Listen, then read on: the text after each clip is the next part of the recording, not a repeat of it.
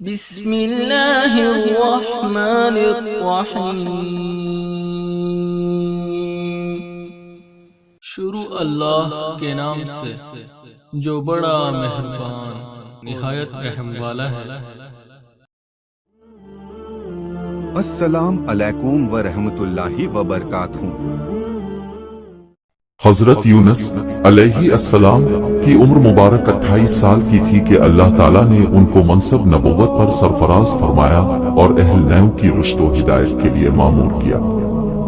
یونس علیہ السلام کے ایک عرصہ تک ان کو تبلیغ فرماتے اور توحید کی دعوت دیتے رہے، مگر انہوں نے اعلان حق پر کان نہ دھرا اور تم رد و سرکشی کے ساتھ شرک و کفر پر اصرار کیے رہے اور گزشتہ نافرمان قوموں کی طرح خدا کے سچے پیغمبر کی دعوت حق کا ٹھٹھا کرتے اور مذاق اڑاتے رہے۔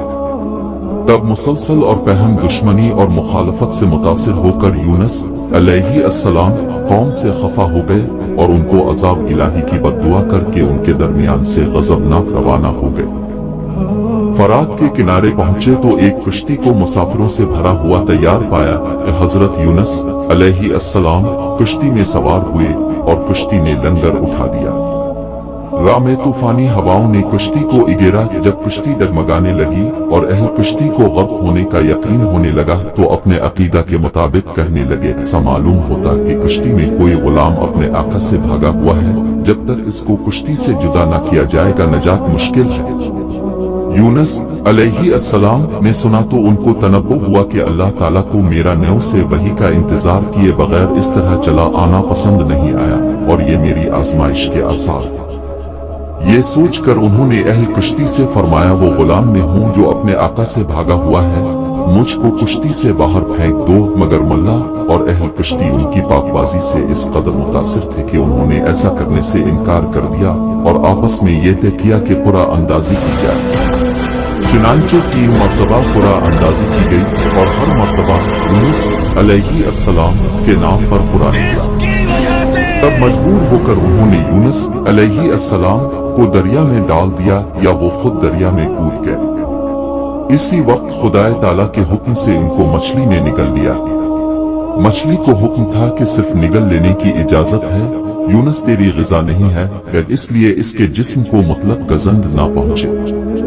یونس علیہ السلام نے جب مچھلی کے پیٹ میں خود کو زندہ پایا تو درگاہ الہی میں اپنی اس ندامت کا اظہار کیا کہ کیوں وہ وحی الہی کا انتظار کیے اور اللہ تعالیٰ سے اجازت لیے بغیر امت دعوت سے ناراض ہو کر نیو سے نکل آئے اور عفو تقصیر کے لیے اس طرح دعاگو ہوئے، الہی تیرے سوا کوئی معبود نہیں، تو ہی یکتا ہے، میں تیری پاکی بیان کرتا ہوں، بلا شبہ میں اپنے نفس پر خود ہی ظلم کرنے والا ہوں۔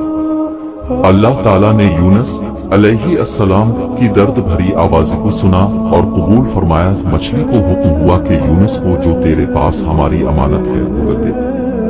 چنانچہ مچھلی نے ساحل پر یونس علیہ السلام کو اگا دیا۔ حضرت عبداللہ بن مسعود رض فرماتے ہیں کہ مچھلی کے پیٹ میں رہنے کی وجہ سے ان کا جسم ایسا ہو گیا تھا جیسے کسی پرندہ کا پیدا شدہ بچہ کے جس کا جسم بے حد نرم ہوتا ہے اور جسم پر بال تک نہیں ہوتے۔ غرض یونس علیہ السلام بہت نحیف و ناتواں حالت میں خشکی پر ڈال دیے گئے۔ اس کے بعد اللہ تعالیٰ نے ان کے لیے ایک بیلدار درخت اگا دیا جس کے سایہ میں وہ ایک جھونپڑی بنا کر رہنے لگے۔ چند دن کے بعد ایسا ہوا کہ حکم خدا سے اس بیل کی جڑ کو کیڑا لگ گیا اور اس نے جڑ کو کاٹ ڈالا۔ جب بیل سوکھنے لگی تو یونس علیہ السلام کو بہت غم ہوا۔ تب اللہ تعالیٰ نے وحی کے ذریعہ ان کو مخاطب کیا اور فرمایا، یونس تم کو اس بیل کے سوکھنے کا بہت رنج ہوا جو ایک حقیر سی چیز ہے، مگر تم نے یہ نہ سوچا کہ نیو کی 1 لاکھ سے زیادہ آبادی جس میں انسان بس رہے اور ان کے علاوہ جاندار بھی آباد ہیں، اس کو برباد اور ہلاک کر دینے میں ہم کو کوئی ناگواری نہیں ہوگی، اور کیا ہم ان کے لیے اس سے زیادہ شفیق و مہربان نہیں ہیں جتنا کہ تجھ کو اس بیل کے ساتھ انس ہے جو تم وحی کا انتظار کیے بغیر قوم کو بد دعا کر کے ان کے درمیان سے نکل آئے۔ ایک نبی کی شان کی یہ نامناسب ہے کہ وہ قوم کے حق میں عذاب کی بد دعا کرے اور نفرت کے ساتھ ان سے جدا ہونے میں ایسی جلد بازی اختیار کرے کہ وحی کا بھی انتظار باقی نہ رہے۔ ہوا یہ کہ ادھر یونس علیہ السلام بد دعا کر کے اہل نیو سے جدا ہوئے और उधर उन्होंने बद्दुआ के कुछ आसार महसूस किए। मीज़ यूनुस अलैहिस्सलाम के बस्ती छोड़ देने पर उनको यकीन हो गया कि वो जरूर खुदा के सच्चे पैगंबर थे और अब हलाकत यकीनी है। तब ही तो यूनुस अलैहिस्सलाम हमसे जुदा हो गए।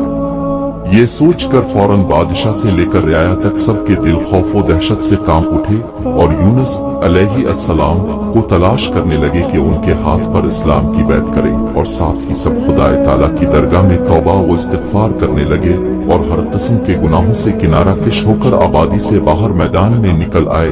हत्ता के चौपाओं को भी साथ ले आए और बच्चों को माओं से जुदा कर दिया, और इस तरह दुनियावी अलायक से किटकर दरगाह इलाही में गिरिया बिजरी करते और मुत्तफ़िका आवाज से ये इकरार करते रहे, परवरदिगार यूनुस तेरा जो पैगाम हमारे पास लेकर आए थे हम उसकी तस्दीक करते और उस पर ईमान लाते हैं। फिर आखिरकार अल्लाह ताला ने उनकी तौबा कबूल फरमाई, उनको दौलत ईमान से नवाजा और उनको अजाब से महफूज कर दिया। बहरहाल हजरत यूनुस अलैहिस्सलाम को अब दोबारा हुक्म हुआ कि वो नौ जाएं और कौम में रहकर उनकी रहनुमाई फरमाएं, ताकि खुदा की इस कदर कसीर मखलूक उनके फैज से महरूम न रहे।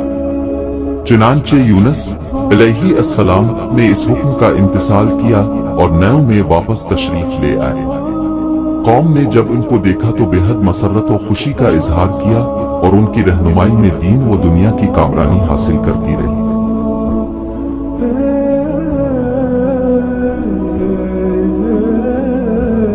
बेशक हम अल्लाह ही के हैं और बेशक हमें उसी की तरफ पलटकर जाना है। Subscribe channel for more videos. Thanks for ऐसे ही वाक्य हमारे चैनल पर हम अपलोड करते रहते हैं। दोस्तों हमारे चैनल को लाइक सब्सक्राइब जरूर कीजिए, हमें सपोर्ट कीजिए और हमारे चैनल पर ऐसे ही इस्लामी वाक़यात वाली वीडियो आते रहते हैं। अल्लाह हाफिज।